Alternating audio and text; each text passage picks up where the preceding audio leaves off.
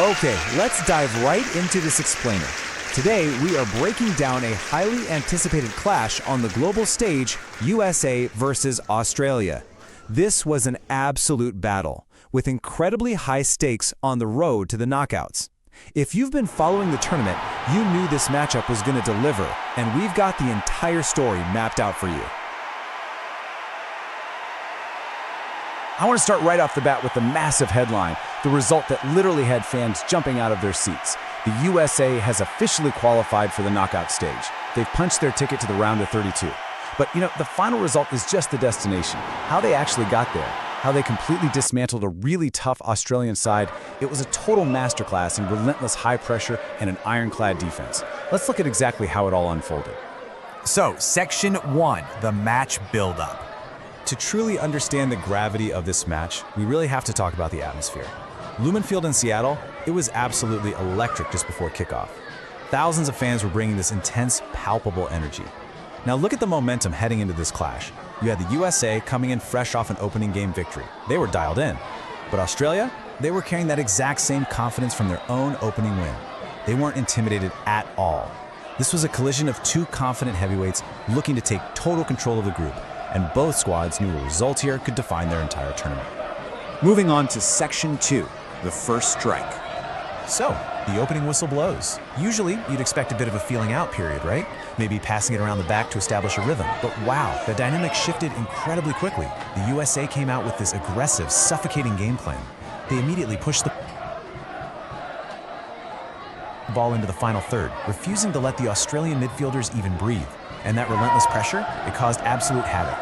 It forced quick, panicked decisions, and ultimately forced Australia into an incredibly unfortunate error, conceding an early own goal. That one on the board literally changes everything. Barely into the match, and the USA is already up 1-0. In a tournament of this caliber, scoring first dictates the entire pace of the game. Suddenly, Australia had to abandon their initial game plan. They had to start chasing the game, while the US could just settle in and control the tempo. Which brings us to Section 3, doubling the lead.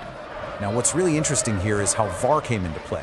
For those who don't know, the video assistant referee is an official who reviews decisions made by the head referee using video footage. The US definitely wasn't just sitting back to protect a narrow one-goal lead. They kept their foot on the gas. A beautiful ball is serviced into the box. Alex Freeman rises above the defenders and connects with a brilliant header that hits the back of the net. The crowd erupts, but wait, the celebration is paused. We have to go to a VAR review. For those agonizing moments, everyone in Lumen Field is just holding their breath. But then, the tension breaks. The review comes back clean, and the